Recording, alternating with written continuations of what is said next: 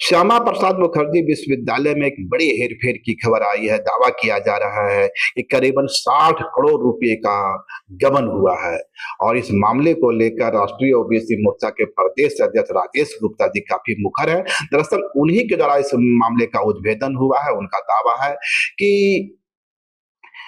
तत्कालीन कार्यवाहक कुलपति डॉक्टर नितिन मदन कुलकर्णी और नमिता सिंह के द्वारा यह सारा हेराफेरी हुई है। डॉक्टर राजेश गुप्ता जी इस वक्त हमारे साथ है। राजेश जी, क्या गबन का यह मामला है? देखिए,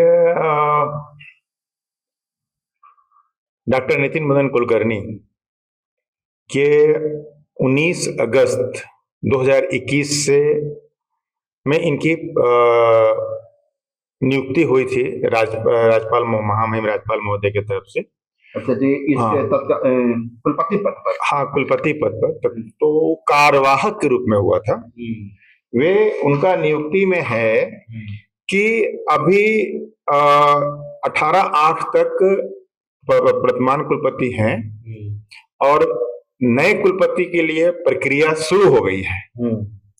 अभी 18 को समाप्त हो रहा है। तब तक के लिए, जब तक पूरा हो जाता है नई प्रक्रिया, तब तक के लिए आप इंटरिम मैनेजमेंट के लिए, मतलब कार्यवाहक कुछ भी नीतिगत फैसला किसी भी वित्तीय मामले में वो नहीं कर सकते हैं। तो ये जो है, ये वित्तीय मामला भी किया और उसमें बंदरबाट भी किया। अच्छा। ये इसमें नमिता सिंह जो रजिस्ट्रार हैं और आनंद मिश्रा जो वित्त अधिकारी हैं, ये लोगों ने जो है मिलकर जो है पैसे के घोटाले किया है। हमने जो सर्च किया उसमें देखा कि 7.5 करोड़ का जो मामला है, जो उन्होंने खर्च किया, जो उनको खर्च करने का पावर नहीं था, तो उसमें 50 करोड़ के लगभग ये व्यवसायिक जो कोर्सेज हैं, वोकेशनल, उसमें पैसा जो है लगभग 50 करोड़ रुपए का उसका आय व्यय का कहीं कोई ब्यौरा नहीं है, जो इनको बजट इन्होंने दिया है।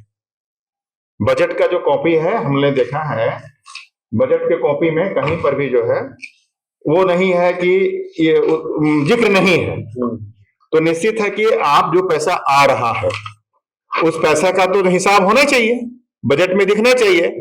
तो बजट में वो नहीं दिखा, तो हम लोगों ने ये सवाल खड़ा किया। दूसरा है कि प्रत्येक कोर्स में आप देखेंगे, हमने 8 कोर्स में हम लोग किया था, 12 करोड़ रुपए का आंकड़ा आया था कोर्सेज का। 7.5 करोड़ रुपए का जो है मामला है।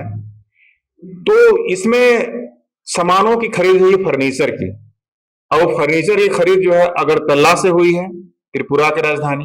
फर्नीचर के लिए अगरतला, हाँ, वहां से हुई है।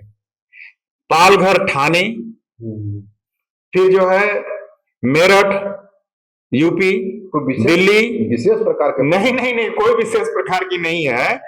ये वहां से, चूंकि मेरे पास ये डॉक्यूमेंट है खरीद का, सामानों को इन्हें खरीद किया है, और इस खरीद में झारखंड का कोई भी जो है आपूर्तिकर्ता नहीं थे। पिछले जो वीसी थे मुंडा जी, उनके रीजन में तो एक निविदा आई थी जिसमें 5 लोग थे, 4 बाहरी थे, 1 झारखंडी। तो उन्हें इस निविदा को रद्द कर दिया कि नहीं, झारखंड के नहीं है, इसलिए जो है हम इनको नहीं देंगे। ये साहब जो है वहां से जो लिया, यहाँ झारखंड में कोई बेस नहीं है। मान लीजिए आप त्रिपुरा से लिया, उसका झारखंड में कोई एजेंसी हो, कुछ भी हो, मेरठ से लिया, दिल्ली से, कोलकाता से लिया, उसका कुछ होना चाहिए ना। हाँ, कल जो उसमें फिर से मरम्मती जरूरत पड़ जाए या किसी जरूरत पड़े, तो उसमें होना चाहिए, तो उसमें था नहीं। अच्छा, दूसरा कि सामान जो खरीद होती है, आप तो विश्वविद्यालय प्रबंधन विभिन्न विभागों से वो डिमांड करता है खुद ही कि हमको ये सामान की जरूरत है, ये इसको हमको किया जाए। तो सामान जो है का वैसा कोई भी जो है रेगुलेशन नहीं आया। विभिन्न विभागों के द्वारा क्या उनकी आवश्यकता है, इसका अवगत नहीं करवाया, ऐसे ही खरीदी गई और क्या खरीदी गई नहीं खरीदी गई है, आज जो है 25 हो रहा है, 60 में जो बना था विश्वविद्यालय का फर्नीचर सब है, ये कहाँ गया इसकी पता नहीं है। और फर्नीचर जो खरीदी हुई वो भी पता नहीं है। हाँ, वो डंप है, वो टूट गया, फट गया, और हम इसी के भौतिक सत्यापन की मांग कर रहे हैं, गणना करने की मांग कर रहे हैं। एक तो गलत हुआ कि आप बाहर से खरीदे और फिर यहाँ उसका दिखना चाहिए ना, तो खरीद हुई हुआ है, मौजूद भी नहीं। हाँ, वो दिखना चाहिए नहीं, वो खरीद हुई है, कहीं डंप भी है, डंप भी है, और कुछ टूटे फूटे हुए भी। तो आप इतने बड़े रकम का, लगभग 4 करोड़ 4.5 करोड़ का मामला बनता है, 3.5 करोड़ का वो है, फिर आप 1 करोड़ 17 लाख का आप लगाते हैं वाईफाई, वो कोई काम नहीं कर रहा है। 47 लाख का फिर एक बार और लगाते हैं, वो भी कुछ काम नहीं कर रहा है। तो क्या हो रहा है ये? और ये मैं नहीं बोल रहा हूं, ये आपका जो है, आपने जो खर्च किया है वो ये डाटा बोल रहा है। ये जो है इन्होंने 12 मार्च 2022 को 1 करोड़ 17,77,850 रुपए का, और फिर डाटा इसको सिस्टम 72 लाख 49,212, 47 से हम बोल रहे थे, ये डाटा कोर के नाम पर जो है वहां पर वो किया गया। तो इस तरह से जो है हमें यहाँ स्पष्ट है कि हम प्रमाण दे रहे हैं कि आपका ये है नैनीताल की तरफ 60 करोड़ रुपए की। मेरा कहना है कि तीन बिना वहां जो अधिकारी हैं, ये बजट का जो है, बजट का जो होता है, ये सारा इसका जो है वित्त अधिकारी आनंद मिश्रा, कुल सचिव रांची नमिता सिंह जो रजिस्ट्रार हो गई, कुलपति ये जो है नितिन मदन कुलकर्णी, ये 3 लोग का ही के संलिप्तता से हुई है। इसलिए जो है मैं तीनों का जो है नाम रख रहा हूं।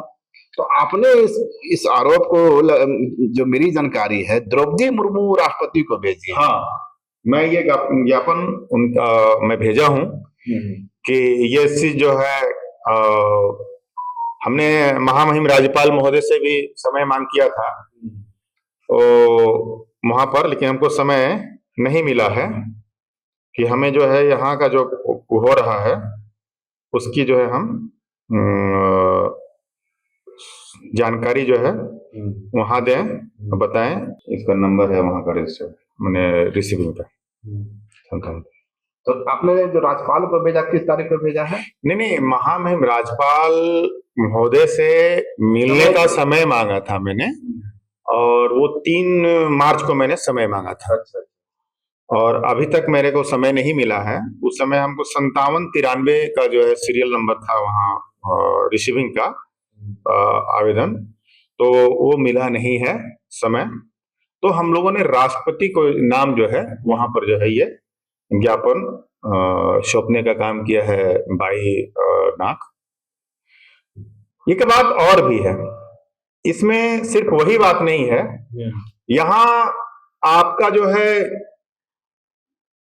इंटरिम फंड कुलपति द्वारा जो है हाँ, ये एक फिक्स किया 57 लाख रुपए इंटरमीडिएट फंड के रूप में।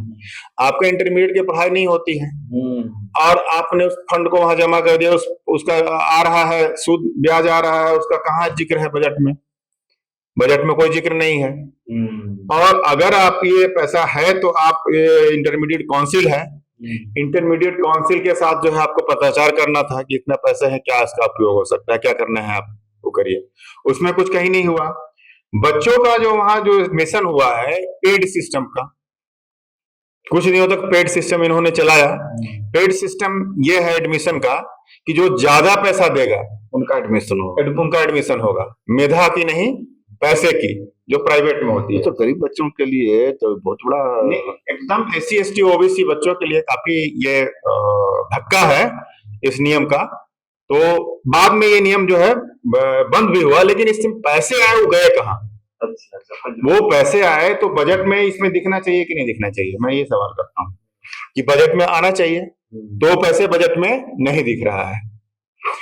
दूसरा है कि वहां देखेंगे कि SC ST OBC EWS का जो अध्ययन फी है, स्टडी फी जो होता है, दोनों का बराबर है।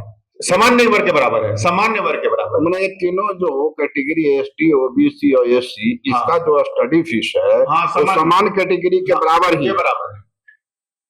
तो मैंने इस पर सवाल किया कि वो भी ये जो है उल्लंघन किया जा रहा है। दूसरा है कि बीएड से आपको जो है लगभग 5 करोड़ रुपए का आमदनी होता है बीएड से, बीएड से। और उस बीएड फैकल्टी को आप 39,500 मात्र देते हैं। पिछले 5 सालों से वो काम कर रहे हैं। इसके अलावा और भी आप जो है अनुबंध पर रखे हुए हैं, उनको न्यूनतम आप दे रहे हैं। अन्य विश्वविद्यालय है 58, 59, 60 लगभग दे रहे हैं, झारखंड के ही। आप क्यों उनका शोषण कर रहे हैं? आप पैसा दे रहा है तो आपको तो उसको ना, आप उस पैसे का जो बिल्डिंग बना रहे हैं पिछले दिनों, इसलिए ये बंद हो गया, यूनिवर्सिटी से बीएड बंद होने की स्थिति हो गई थी कि इसका अपना एक बिल्डिंग नहीं है।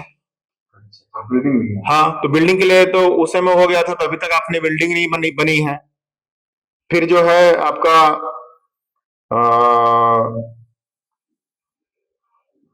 आधारभूत संरचनाएं नहीं है।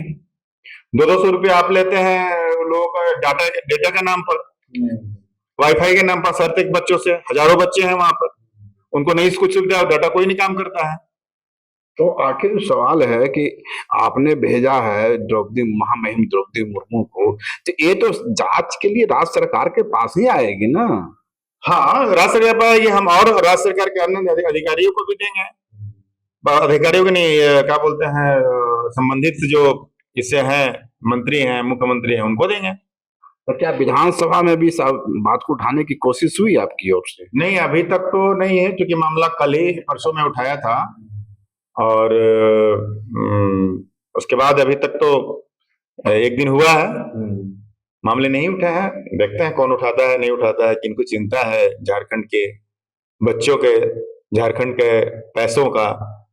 सरकार तो कहती है कि हम वंचित तबकों के लिए, आदिवासी तबकों के लिए, पिछड़ों के लिए काफी संवेदनशील हैं।